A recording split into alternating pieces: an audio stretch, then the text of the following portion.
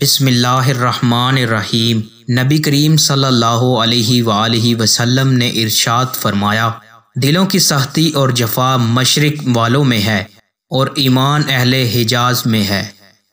नबी करीम सल्लल्लाहु अलैहि वसल्लम ने इरशाद फरमाया, बेशक अल्लाह वितर अपनी ज़ातो सिफ़ात में यकता है, वो वितर को पसंद फरमाता है, बस हामिलीन कुरान वितर पढ़ा करो।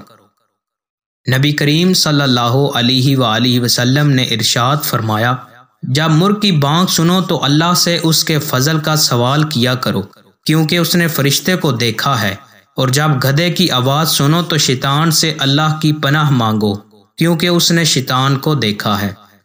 दोस्तों, मज़ीद अच्छी वीडियोज़ के लिए चैनल को सब्सक्राइब लाजमी करें। बहुत शुक्रिया।